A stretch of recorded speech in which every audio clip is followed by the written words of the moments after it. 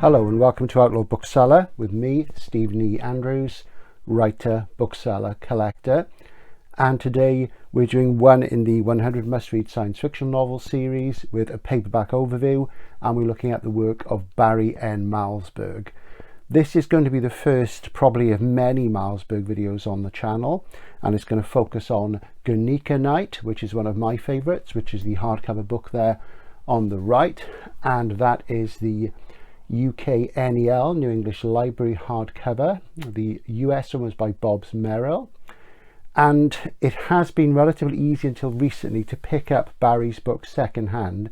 They are beginning to become uncommon, so do watch out for them. I discovered Malzberg. I was aware of him in the 80s. I didn't start reading until the 90s. His books were everywhere, and there was plenty of acclaim, especially in the early days, but I didn't get around to him until relatively late, which was my bad. But I instantly became a complete addict. So this is what I said about Guernica Night, which was published in 1974.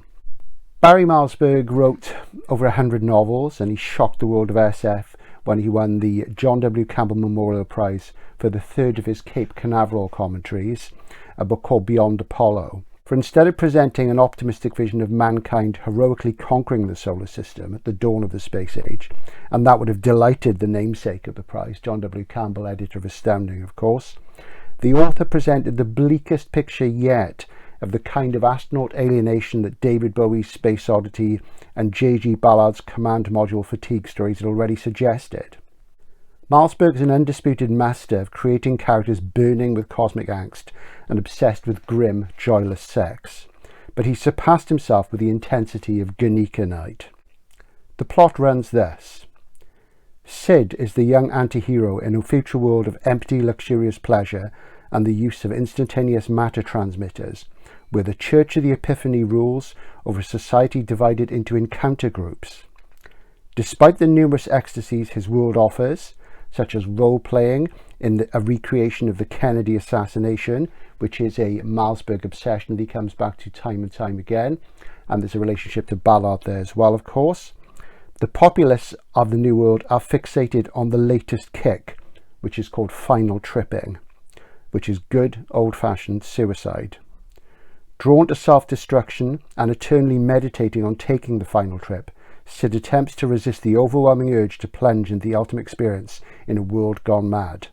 I described Malzberg as a genius of the mordant, and he sensationally retired from writing SF pretty much in the late 70s. There were a couple of later books after that, and he was disgusted with the field, fed up with its self-imposed limitations, sick of its core readership, really depressed by the scant respect his writing had received from the mainstream, because he really was a world-class writer. He did publish some SF since then, as I say, and he's probably the greatest American genre writer since Philip K. Dick, though of course there's comparisons to make with Silverberg as well. And his clever, severely dark world, which is full of a kind of unforgiving intelligence and black wit, will be greatly admired by people who like Thomas M. Dish, for example, and also Silverberg again, and devotees of general fiction who are ready for some of those challenging, mature and rewarding writing in the history of genre SF could do worse than look at the work of Malzberg. So I'm just going to run through some of his books. I'm not going to show you all of my Malzberg books today, it's just some of them. So if you see Guernica Night, pick it up. It's one of my favourites. It is a highly rated one generally. There are certain novels which stand out above others. Just to show you what's here on the podium, this is the Olympia Press edition of Screen, which has SF elements and is one of Malzberg's quasi-erotic novels. He wrote about 100 novels altogether. He's still around. He was born in 1939 and used a plethora of pseudonyms. A lot of them are sort of softcore, seedy sex books, and there's some crime novels, especially the Mike Barry series, which starts with Babe Prowler, I believe, and they're very hard to get these days. They've been reissued by the very wonderful Stark House in trade paperbacks. I'll show you those again. And this is one of his typical books for Olympia, who, of course, one of the key avant-garde publishers ever, and they commissioned all sorts of things from high literature to hardcore pornography by the leading writers of the late 60s and 1970s. Here is a fairly recent very best of, which was published probably about 10 years ago. You can probably still get that out there from Non-Stop Press. It's a good collection of stories. And there from Nesfa, again probably still available, is The Passage of the Light, a trade paperback of his recursive SF, edited by Mike Resnick and Anthony R. Lewis. So this is science fiction stories and short novels about science fiction, not in a nerdy way. And in here you have two of his early novels, Dwellers of the Deep and Gathering the Hall of the Planets, which I believe were, let's see, I think they were published under the pseudonym K.M. O'Donnell. So those are worth looking out for. The Olympia ones, particularly Screen, which is very, very good, are not that difficult to get. So we'll take a look at some of his A format books now for your pleasure.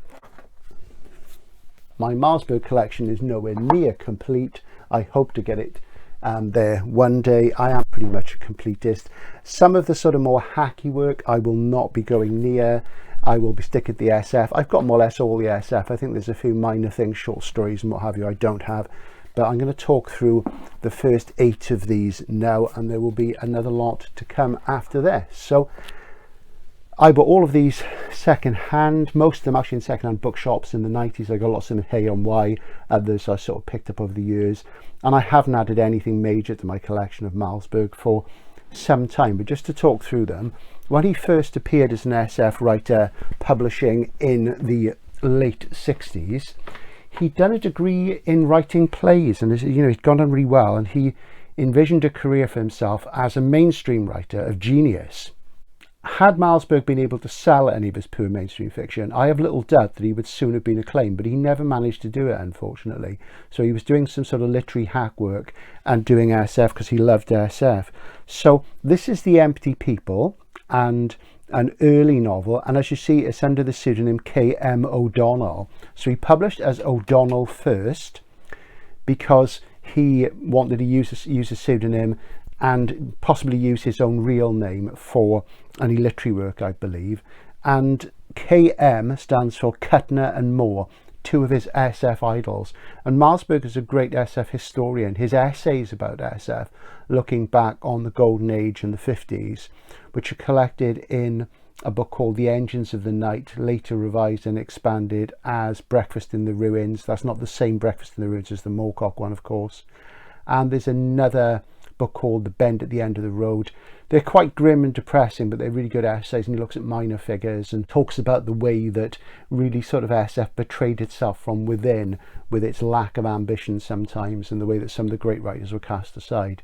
So that's some early work there. Universe Day is another one published under the name O'Donnell, and I think that is one of the ones which is in Gathering the Hall of the Planets. I'll need to have a look at that. Then this is one of his typical sort of mainstream novels he did at the time for Belmont Tower, The Spread, and it's the first person narrative of a person working at a pornographic newspaper.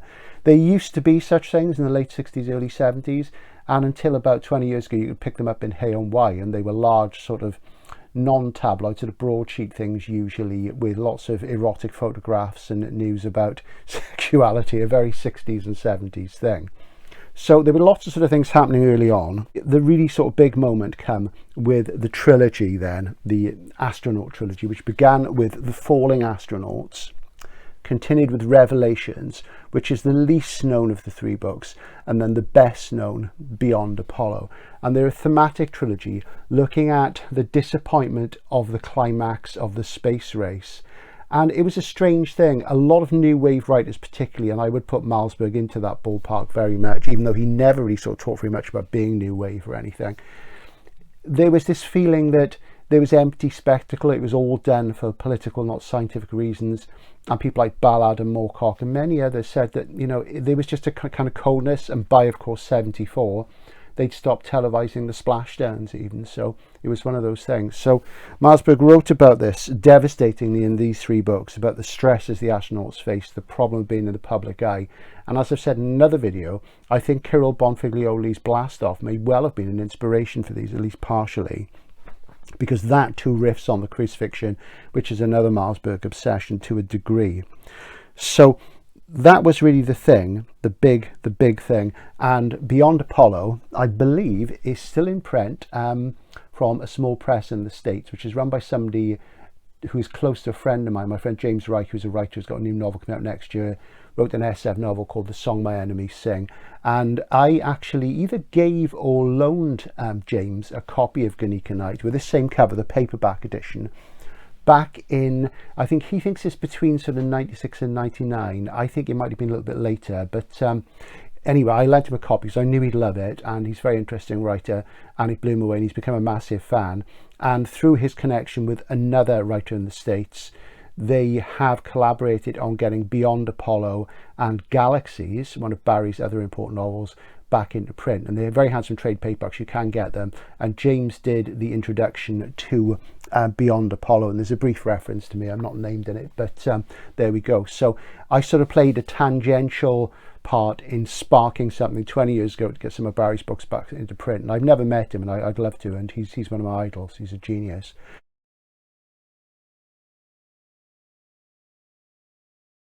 The books are very short. They tend to be first-person narrative. They're all about alienation. The characters, as I've said before about Malzberg, always seem to manage to have sex, but it's grim and joyless. It's not pleasant. They're full of neuroses and guilt and angst, and they all think they're bad people, and they mix. They're brilliantly drawn characters, but there is a particular tone and voice. People like Gogol comes to mind, Sartre, Camus, all the great existentialist writers, Hamsun's Hunger. You know, he really is one of the great modernists of SF. And, you know, they're not light reads, but they're massively entertaining. If you're a fan of Thomas M. Dish, as I say, you'd love them.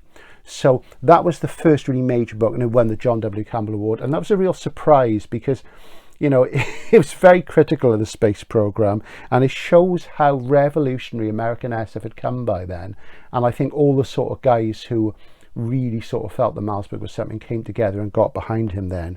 But his career is rather like Philip K. Dick. There's ups and downs. There's really brilliant books, then there's average ones, but they're pretty much all worth reading, and I've enjoyed every single one of them, even though they do have a commonality of tone.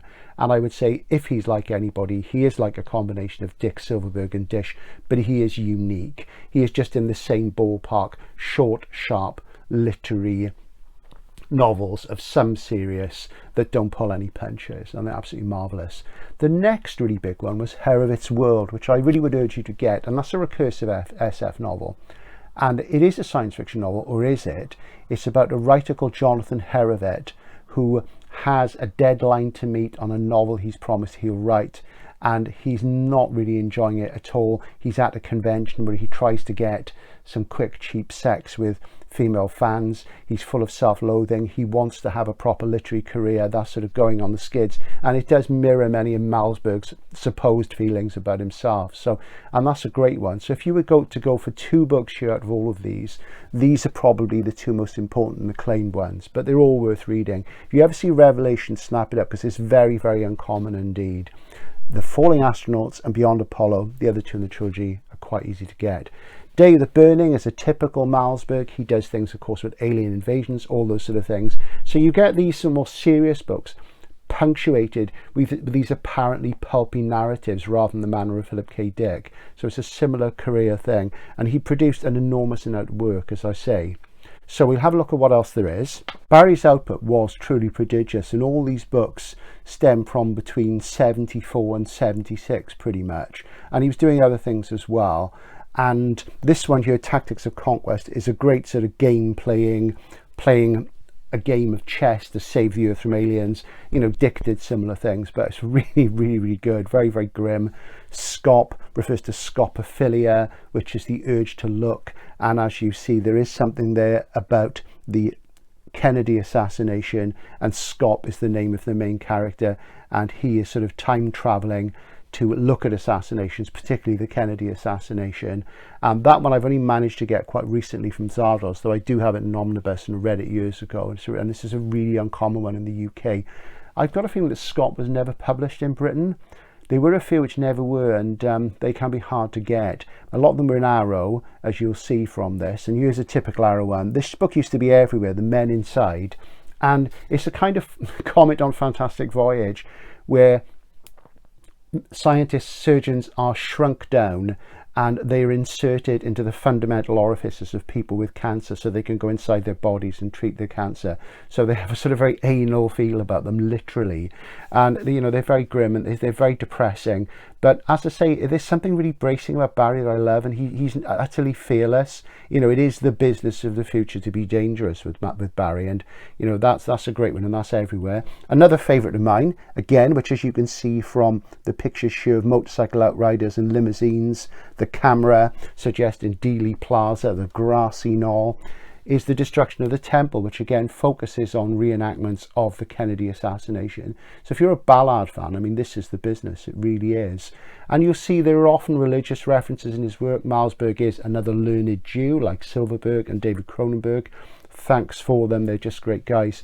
And Sodom and Gomorrah Business is another fairly common one, again, Arrow.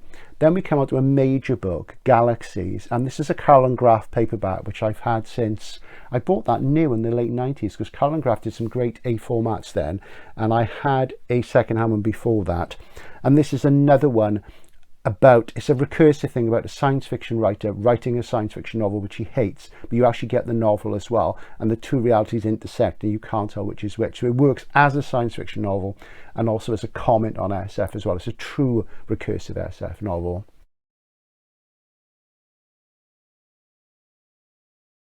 Short story collections by Barry are uncommon. This one is quite hard to find out from Ganymede, but there's some cracking stuff in that.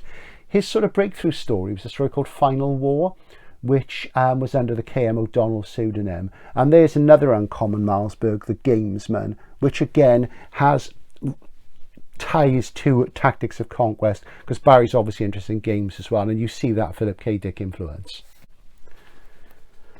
Finishing off today with final 4A format paperbacks. As I say, I have a lot more. I will be doing some more in-depth stuff. This is just to get you interested really in reading Barry's work if you haven't sort of read it before. And also, if anybody is a Barry fan to connect, please make a comment on the channel and say hi. I always love to hear from people who love Barry's work. And this is an uncommon one. This is The Last Transaction. And it's got a very, very, very thin cover, and it's published by Pinnacle, and we're getting to the late 70s, early 80s now, and this is a sort of dystopian thing with the president gone mad in the sort of early 1980s. And, you know, there are sort of possible sort of precursors to the likes of Ronald Reagan or Donald Trump or what have you. So there is about that. And it's a very, very talky book. There's a lot of conversation in this book, so it's also very pointed and sharp. And I enjoyed that one, but it really is tough stuff. You know, this guy is not somebody who's going to like suddenly pull out one of the old cliches just to satisfy you. He is a challenging writer. Malzberg, a large and uncommon collection.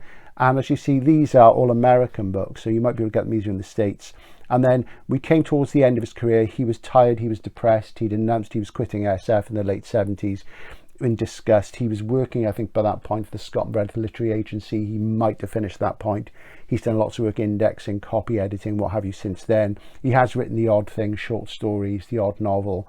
But, you know, this is a man whose career burned very, very brightly, very fast for a period of about 15 years and then sort of collapsed. And I think if Barry'd carried on as an SF writer, you know, he might have come to an unpleasant end. You know, he was deeply unhappy. And it's a great shame because, you know, he's such a great writer and he deserved a lot more commercial success. And, you know, amongst hardcore devotees of literary SF, he's a god, you know, but he's depressingly underread and he seems underknown by sort of many readers. And this is The Cross of Fire, which is one of his more sort of religion obsessed books, and these are always interesting.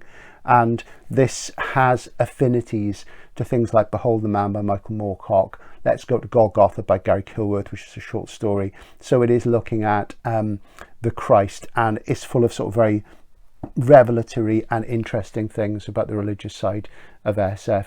And Barry's career really sort of came to pretty much a coda with his final novel, The Remaking of Sigmund Freud, which is one of his biggest books, and this is from about 83, 84, and it's Del Rey, as you see. And that was one of the few that I didn't get on with. I just felt it was too long, because his prose is very dense and quite difficult at times.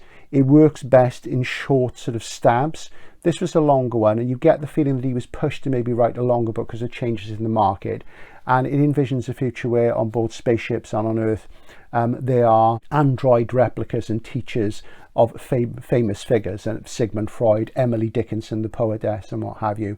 And, you know, Malzberg knows his stuff. He's read all these people. He's a supremely literate man. And there you go. So there's a little look at some of Barry's work. As I say, you know, it is for the serious reader. It's not for somebody who's looking for the kind of Peter F. Hamilton, Alistair Reynolds sort of thing. This is more Dick Silverberg, Spinrad, Dish, and, you know, the sort of writing we don't have anymore. But it's absolutely fantastic. He should be a lot more famous than he is. So if you're reading those people and you like them, I would say pick up anything you can find. Some of it will challenge you. Some of it is difficult, particularly the Overlay trilogy, which I haven't shown you today. I'm going to show you some other time, just in-depth stuff. So that's just a quick introduction via Guernica Night, one of my favorites by him, and a look at what the books look like in the UK and the USA for you to spot them. Bye for now.